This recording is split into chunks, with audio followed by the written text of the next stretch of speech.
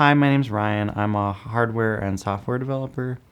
I've been working on a photo camera accessory for about the last year, and it's to the point now where I'm starting to film some material for a future Kickstarter.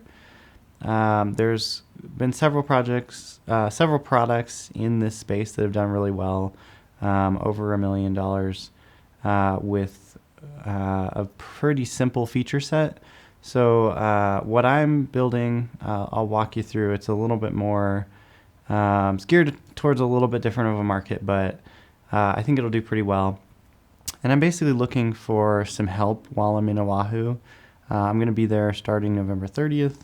I'll be there for about a week, and I'm looking for some people with some video experience who are interested in kind of helping me film some things, and then in exchange, I'm willing to give up a significant chunk of equity to kind of make it, worth your while, taking into account the risk that, you never know how well these things will do. But if you have a minute, I'd like to kind of walk you through the product, and then I'll walk you through what similar people have done and how those have done.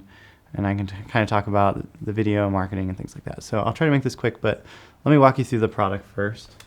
So this right here is, I'm calling it Arsenal.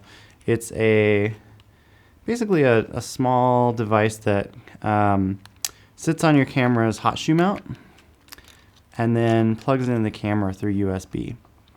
And on the cameras with wireless, we can connect wirelessly. But it's got a pretty powerful processor in here, battery, kind of everything, and Bluetooth and Wi-Fi. So once you put it on there and connect it to your camera, you can connect to it through your phone, and it lets you control the camera and kind of gives you a lot of the nice things that you get from taking pictures with your phone, but with the optics and sensor of a nicer camera.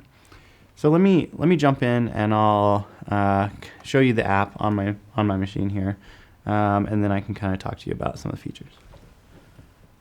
So you'd bring up your phone, and this is what you get.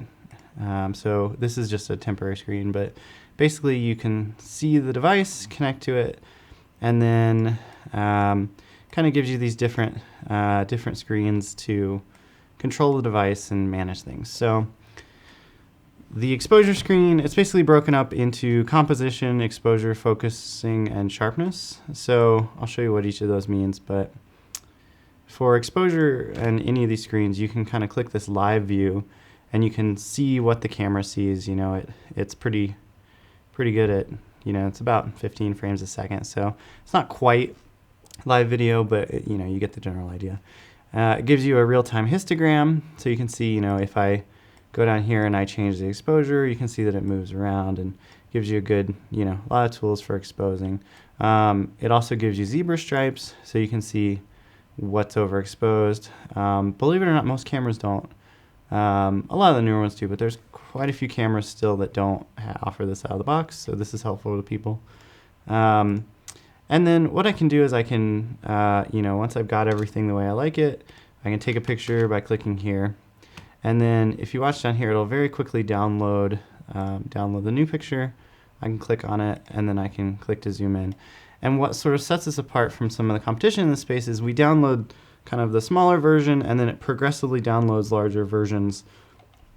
And then, you can very quickly zoom in. Now, I obviously missed focus here.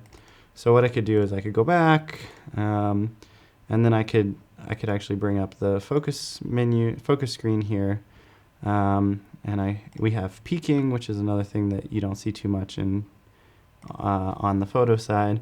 I can tap on a spot, and it's going to go ahead and focus, and then you can see from the peaking that it's now in focus. And so let's see, yeah. So now if I take another picture, and it's going to download here real quick, then I can zoom in, or I can click on it. That should be taking me right to this photo. It looks like a bug. So now it's going to download the larger version, and then I can, zoom in, and I can do sort of all the things that you would see with your normal camera app. You can really quickly flip through, and we have this really nice caching system so that, it basically gives you the experience of using the Photos app on your phone, which is, having a nice camera screen makes it really it's really useful to see, you know, oh, how's this actually going to look when I get it home. Then you can delete it or write like some notes on it or rate it, and then you can, you know, share it on Facebook, Instagram, whatever. So that's sort of more the exposure focusing. Composition screen just gives you some grids, and then there's a few more things that I'm going to add. But the main thing actually is several products in the space have sort of built what I just showed you. I would argue not as well, but I think you know, there's a couple that have some similar things like that. What we're trying to do that's different is actually market towards, there's a really big market for people who have nice cameras. If you look at the sales, they're actually selling more high-end cameras than they ever have before, but sort of the point and shoot market is gone now because of phones, obviously. So what we're trying to do is make it so that basically all those people who have really nice cameras but don't know what aperture is or what, you know, how to change shutter times, we basically have this, it's probably going to get renamed, I'm calling it the sharpness screen for right now, but that's not what it's going to be called, where we have all these different things that Arsenal looks at and then basically shows you the constraints on your scene. So for example, we have an accelerometer, in the really sensitive accelerometer in the device. So if there's wind, it'll know, you know, it needs to speed up, or if your tripod's cheap, something like that. We have what's called an optical flow algorithm that tells us how much movement there is in a scene. And so these will kind of tell you, oh, it needs to be at least this fast or whatever. Then we have like different, I have a machine learning computer vision background. So actually a lot of what we're doing is looking at what's in the scene and then comparing that to sort of similar photos and photos that have been well rated on things like 500px.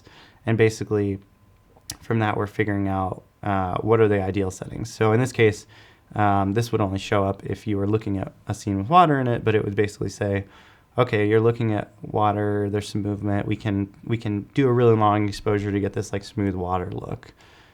Some of the other things we have several different types of stacking, which if you're not familiar is where you combine multiple shots with a certain type of algorithm to combine them to get different effects. So if you just average the pixels, so here we could say, you know, even with our aperture stopped down, we might only be able to go to a second or two. But if we enable this, then we could take 15 pictures and merge them and simulate, you know, a really long exposure without the need for an ND filter. These are some of the ISO constraints. So it looks at the preview of the scene and can determine the dynamic range and the color range. And if those aren't very high, you can actually trade some of this for like a higher shutter speed, for example, because you don't always need, you know, a full, like not all scenes take advantage of the full dynamic range. And so if you bump up the ISO, you can now get, you know, a faster shutter, for example, or a wider aperture or a more stop down aperture or whatever. So again, we have bracketing. This is exposure bracketing, which would let you, you know, increase your dynamic range if you needed to. And what's neat is if you enable this and then you push the button, it'll take 3 pictures and then it'll automatically merge them. And when you go into your preview, you're actually going to see the merged version. And then if you click on the merged version, it gives you the originals if you want. We actually do the merging on Arsenal on the device and then write it back to the SD card. So that's something that no one else does. It's going to save a lot of time, especially for people like real estate photographers who bracket basically everything. So it's kind of a nice feature to have with any of the bracketing types that we do. On the aperture side, depth of field is based off of the focus screen. So you know, you can say I want a single point in focus, or you can say multiple points. So I might say like you could tap here and here, and it'll put little dots there, and then basically when you go to take a picture, it'll calculate the distance between these two, and then there's a couple different formulas that we use to basically figure out where should we place the focus plane, and then what's the right aperture to make sure that both of these get in focus. And then you could do the whole scene, which basically tries to get the closest thing and the farthest thing in focus. So if we were to do that, then when you're in the sharpness screen and you look at the depth of field, that's going to be based off of where it needs the aperture to be to get everything you want in focus. The lens sharpness profile is based off of, we can read what lens you're using, and then there's a database online where they actually shoot test charts of like all sorts of different lenses. And so we know where the sharpest points on the lens are. And so we can kind of recommend, sharpness, recommend f numbers for the sharpest settings. And then there's a whole bunch of other constraints based on what you're looking at. So, if you have trees, it's going to recommend, open the aperture up so you don't have, the scene's not too busy. If you're looking at kind of waves coming in, it's going to recommend like a 1 to 2 second exposure or something like that. We have kind of all these classifiers to figure out based on what you're looking at, what are the sort of best settings for the right photo. And then finally we have focus stacking, which is if you want, say the sharpest spot is here, but to get everything in focus, you need it to be over here. You can enable this focus stacking, and then it's basically going to do multiple pictures at different focal positions and combine them to get you the best photo. So with all these things, you can, if you look at what most cameras auto modes actually look at, it's almost nothing, right? They don't even really take motion into account. So between all these things, we've basically created, I'd like to think, a much better auto mode that in most situations is going to give you similar results to what a pro would do.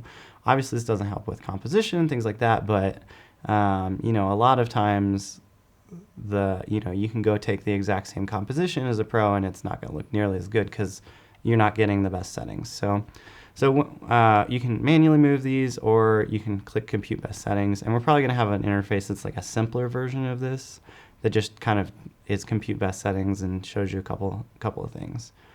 There's also a bunch of triggers, so you can kind of say, if you want, you can say like a bulb trigger or a time delay. And so these are kind of things that determine, these ones are kind of things that determine when to take the photo.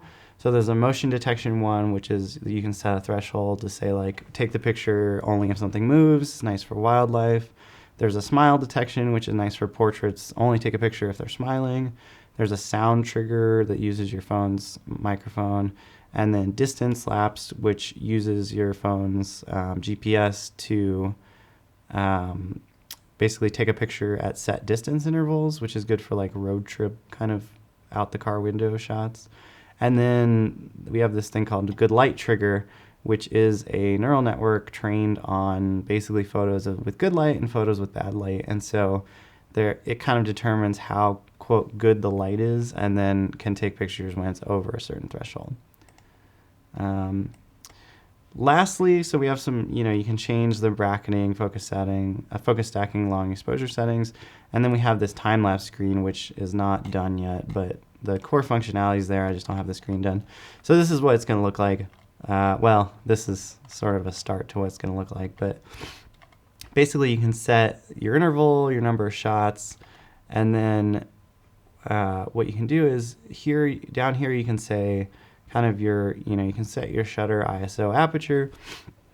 But the interesting thing is if you enable this Holy Grail option, we have a exposure algorithm that looks at the previous shot's exposure and then sort of determines what the settings for the next exposure needs to be to do smooth transitions when the light is changing. So if you're time lapsing a sunset, it'll make sure that it doesn't flicker while it's changing settings, for example.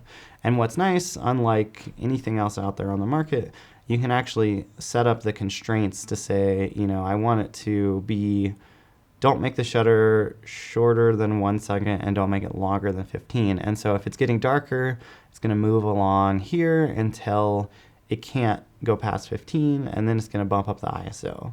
And so this gives you, smooth transitions with lots of sort of range as to how you want things to change. And if, and the other thing that we do that no one else does, except maybe one other product that I think is like $300, $400, is you can you get a live preview. It's a 1080p preview of the time lapse while it's happening. And I have all this working. I'm just kind of redoing the interface for it right now. Should be working by the time I get to Hawaii.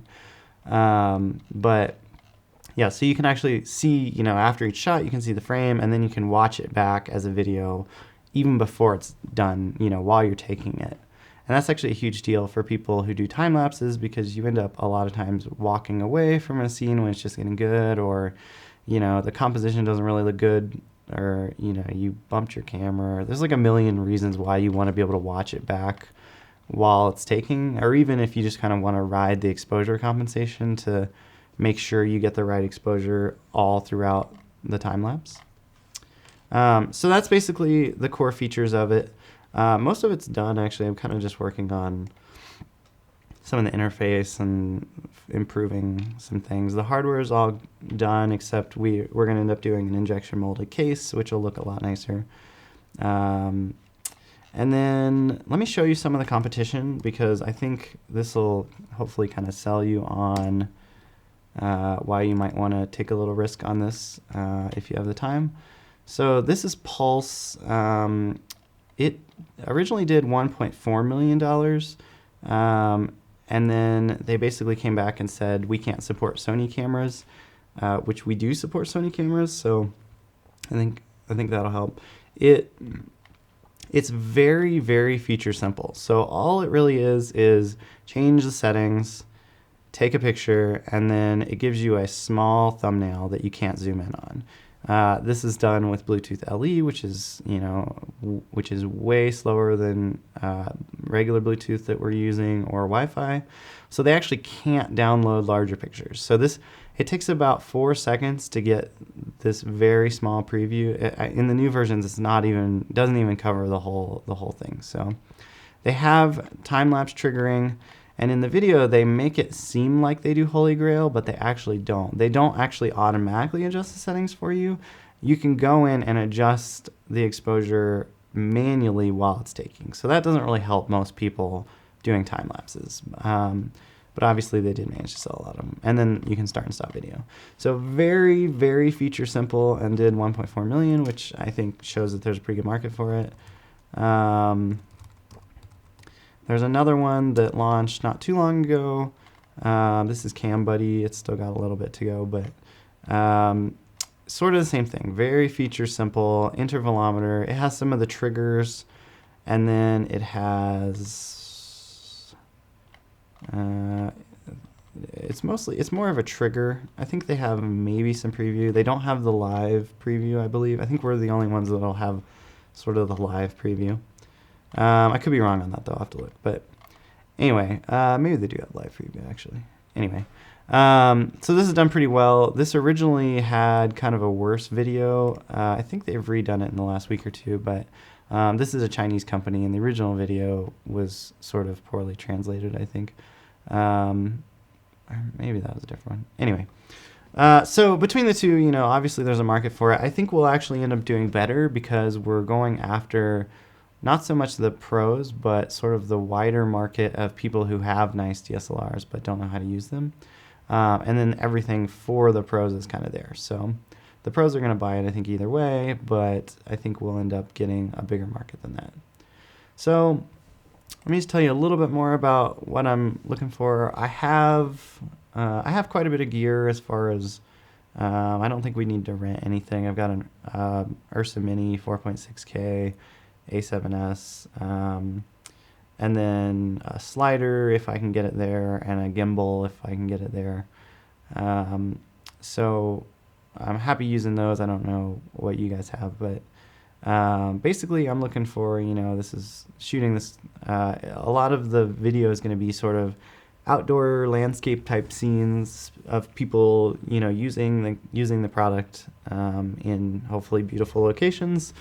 And then, I can edit everything together. I've actually done a fair bit of video production in the past. So really I'm just kind of looking for someone who can, spend some time going around Oahu and trying to get some video, and then I'll handle the rest.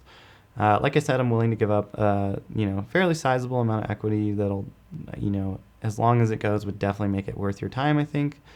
And then, yeah, so we can chat. If you have time and you're interested, I'd love to, do a Google Hangout or something and kind of figure out if we can work something out. So anyway, thanks for your time. Sorry this was a little long, but hopefully you're interested and we can chat. Thanks.